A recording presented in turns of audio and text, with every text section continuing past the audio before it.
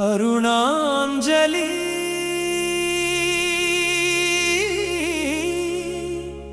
మా భాష్పాంజలి మా మహిళా నేత కామ్రేడ్ రోజా అందుకు మా శ్రద్ధ. చాలా మంది పెద్ద పెద్దలు వచ్చారు. అప్పుడు మేము ఇంకా ప్రైవేట్లో ఉన్నాం. ఆ రోజు మేడం రిజిస్టర్ ఉంటే అక్క సూర్యకుమార్ వెళ్ళి తీసుకొని వచ్చారు. మేడం ఈ రౌండ్ టేబుల్ సమావేశానికి మీరు రావాలి. మేడం చాలా బిజీగా ఉన్నారు. వచ్చినప్పుడు మనం కూడా కామ్ ఉండలేదు.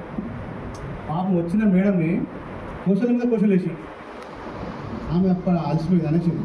నన్ను హ్యాజ్ రిజిస్టర్గా నేను ఉన్నాను, నేను పిలిచావు, ఇన్ని క్వశ్చన్లు అడుగుతున్నాను, అడగొచ్చాను అన్నాను ఇంతమంది ముందు. కానీ తర్వాత మేడం మళ్ళీ బాబు నీకు ఆ రైట్ ఉంది, నువ్వు అడిగింది ఏదో నీ ప్రొఫెషన్ కోసం అడుగుతున్నావు, నీటి పనుల కోసం అడిగలేదు, కానీ ప్రజాస్వామ్య దేశంలో నీకు స్వేచ్ఛ ఉంది, నన్ను అడిగావు, అయినా నేను వాటిని భరించి నువ్వు ఏదైతే అడిగినావు వాటిని రెక్టిఫై చేస్తానని ఆ రోజు మాటించాను.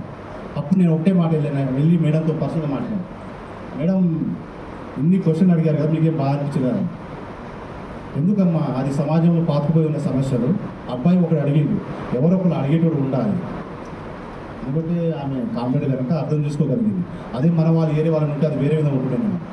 ఎవరో ఒకరు అడిగేటోళ్ళు ఉంటేనే ఆ సమస్యలు బయటకు వస్తాయి. వాటి ద్వారా మేము కూడా రెక్టిఫై చేసుకుంటాం. అరే నిజమే కదా ఇది జరుగుతుంది కదా, అంటే నాకే తెలుసు అనుకో నేను ముందుకు పోవడం లేదు. మేము కూడా తెలిసి తెలియకపోయిన తప్పులు జరగవచ్చు, వాటిని రెక్టిఫై చేయడానికి, లేకుంటే వాటి మీద గొంతుగా ఇప్పడానికి ఎవరో ఒకరు ఉండాలి కదా అని అప్పుడు మాట్లాడే. అంత ముందు ఒక రిజిస్టర్గా లేచి ఫస్ట్ మీకు తెలుసో తెలియదో నేను అడుగుతున్నా.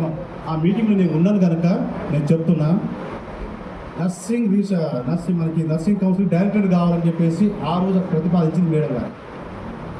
అప్పుడు మన నక్క సూర్యకుమార్ ఉన్నాడు. ఆ మీటింగ్లో మేము అందరం ఉన్నాం. చాలామందికి ఆ పేపర్ క్లిప్స్ కూడా ఉన్నాయి, ఫొటోస్ కూడా ఉన్నాయి. అంటే అంత దూరదృష్టితో ఆ మేడం ఆ రోజు ఉండేది. తర్వాత నా ప్రయాణం మేడంతో సాగింది. చాలా మటుకు మేము మాట్లాడుకున్నాం. ఈవెన్ దో నీలోఫర్ కూడా మేడం మీద ఈ మధ్యలో ఏదో ట్రైనింగ్ ఏదో కోర్స్ చేశారు, పిహెచ్డీ ఏదో చేశారు క్రియేటివ్లో. మేడం ఐఎంహెచ్లో పనిచేస్తున్నప్పుడు నీలోఫర్కి వచ్చారు. నీలోఫర్కి వచ్చినప్పుడు మేడం ఏమో ఎన్ఎస్సికి వెళ్ళారు, న్యూనటాలజిస్ట్కి డిపార్ట్మెంట్కి వెళ్ళారు. నేనేమో థియేటర్లో ఉంటాను. మేడం ఫోన్ చేసి ఒకసారి కిందికి రా లక్ష్మణ్ నీతో మాట్లాడాలన్నమాట. ఏమైంది మరి ఇంత పెద్ద మేడం నాకెందుకు కాల్ చేసినప్పుడు సడన్గా వెళ్ళాను. అక్కడ మా న్యూనటాలజిస్ట్ డిపార్ట్మెంట్ హెచ్ఓడి అందరూ ఉన్నారు, డాక్టర్స్ ఉన్నారు, అందరు మన వాళ్ళు అందరూ ఉన్నారు. మేడం మా ప్రొఫెషన్లో కొంతమంది ఉన్నారు ఇలాంటి వాళ్ళు, అందుగురించి వచ్చేపోయినా మా ప్రొఫెషన్లో విషయాలు బయటకు వస్తున్నాయి, వాటిని మేము సరిదిద్దుకొని ముందుకు వెళ్ళగలుగుతున్నామని చెప్పారు. కానీ నేను భయపడిపోయి గమని వెళ్ళాను. మేడం ఇక్కడ ఏం మాట్లాడదు, నేను వర్క్ చేస్తున్నాను అనుకుని గమని వెళ్ళిపోయాను. తర్వాత మేడం చెప్పారు, లక్ష్మణ్ ఇది కాదు, మనకు నర్సింగ్ డైరెక్టర్ రావాల్సిందే, మన కౌన్సిల్లో మార్పులు జరగాలి.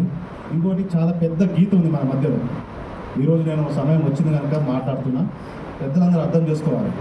ఇక్కడ చాలామంది మన సీనియర్స్ ఏం చేశారంటే ఒక గీత గీసేసారు మనకి. Teaching clinical. టీచింగ్ వాళ్ళ సైడ్ ఏమని చెప్తే టీచింగ్ క్లినికల్ రారు, క్లినికల్ ఏమని చెప్తే టీచింగ్ సైడ్ వాళ్ళు రారు. ఈ గీతను దయచేసి ఇప్పటికైనా తెలిపేది. ఇంకోటి ఈరోజు ఇద్దరికి కూడా మనం నివాళులు ఆర్పించాలి. నేను ఇందాక నుంచి గమనిస్తున్నా, ఎవరైనా వాళ్ళిద్దరు పేర్లు చెప్తారేమో అనుకున్నా కానీ రాలేదు. టైం వచ్చింది. మన ఖాన్ మేడం మీ అందరికి తెలిసింది. ఇక రోజారాణి మేడం ఏ బిల్డింగ్ని కాపాడడానికి ప్రయత్నం చేసిందో అదే బిల్డింగ్ని మన ఖాన్ మేడం అక్కడే మన బిఎస్సీ నర్సింగ్ స్టార్ట్ చేసింది. మేడం చనిపోయిన తర్వాత ఇలాంటి సభ జరుగుతుందేమో నేను అనుకున్నాను. కానీ మనం ఇంటర్నల్ చేయడం జరిగిందేమో తెలియదు. కానీ అఫీషియల్గా ఖాన్ మేడం గురించి ఇలాంటి సభ జరగలేదు. అవునా మేడం?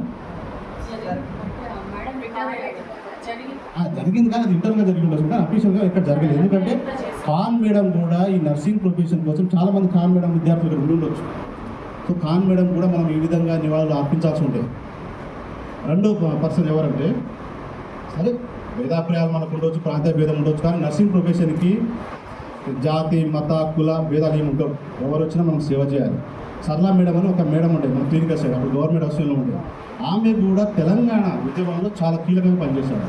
మీ అందరికి నచ్చవచ్చు నచ్చకపోవచ్చు, నేను చెప్తున్నా. సో ఆ మేడం కూడా బ్రెయిన్ ట్యూమర్తో సంథింగ్ హెల్త్ ప్రాబ్లం వచ్చి ఎక్స్పైర్ అయ్యారు. అప్పుడు కూడా మనం ఇలాంటి ఒక సభ ఏర్పాటు చేసి ఉంటే బాగుంటుంది.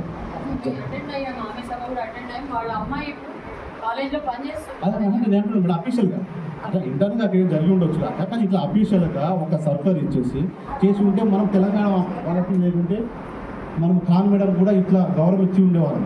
సో ఈరోజు నేనేం కోరుకుంటున్నా, నా నుంచి చిన్న రిక్వెస్ట్, దయచేసి ఈ ముగ్గురు కోసం ఒక 2 నిమిషాలు మన సైలెన్స్ పాటించేసి నేను ముగించేస్తాను. దయచేసి అందరూ నిలబడితే మన ఖాన్ మేడం గురించి, సరళా మేడం మరియు రోజారాం మేడం గురించి ఒక 2 నిమిషాలు దయచేసి అందరూ. మన సమాజం, మన తెలంగాణ గడ్డలో ఉన్నది ఏంటంటే, మన కోసం ఎవరైనా పనిచేసినామంటే తల మీద జరుపుకుంటుంటారు. ఖాన్ మేడం గురించి, సరళా మేడం